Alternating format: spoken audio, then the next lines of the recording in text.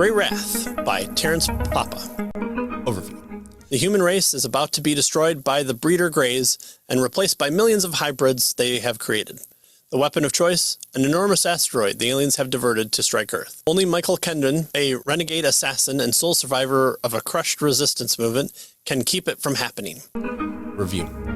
Another indie pub here. Being a fan of sci-fi stories that revolve around the mythos of alien greys, government conspiracies, shadowy organizations, and the like, Grey Wrath was right up my alley. Wherein it reminds me a bit of my favorite sci-fi series by Bob Mayer, or Robert Doherty as I know him, the Area 51 series, the story is told in a slightly odd format. The book takes part pretty much in the final third arc of a traditional story. An exposition dump telling you everything you need to know about the aliens, Shadow Organization, the endgame scenario, and the rebellion by our main character to stop them takes part at the start of the story.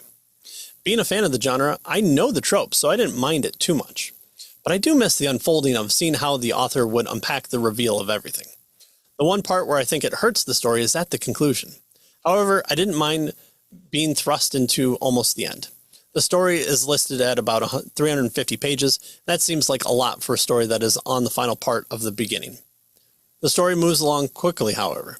Our main character, Kendon, and focusing on three other supporting characters is fine.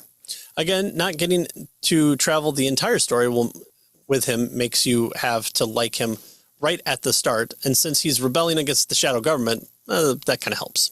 Although his initial introduction is a bit iffy, considering his first major decision. I don't know if I've ever really fell in love with a character as a result. However, Kendon does make some good and smart decisions while running from both aliens and government alike. His relationship with secondary character Laura Meller works until romance scene plays out. It's really a decision that doesn't lend support from what's introduced to either character, and in time, the crunch that they're under. The relationship feels more like what characters in the movie Speed have and call out as being superficial due to being in a high drama situation. The relationship with the last two characters of astronomer Tepler and his teacher friend seem way more cohesive, and I tended to root for Tepler's character a bit more, being the underdog in a number of ways. The story introduces a main evil villain, and yes, there are aliens in the government organization, but this villain doesn't maintain a real presence, and the main threat seems to come from either unmarked helicopters or Men in Black-like agents.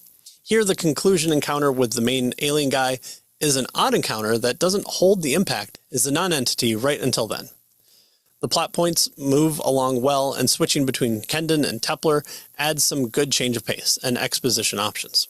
The missing elements is, surprisingly, lack of aliens or alien hybrids throughout. The shady government agents seemed the biggest threat here, and the sci-fi elements really only happen at the end of the story section.